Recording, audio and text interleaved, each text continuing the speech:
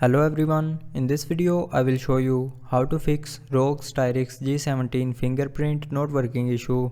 So before starting the video, don't forget to subscribe the channel and also press the bell icon.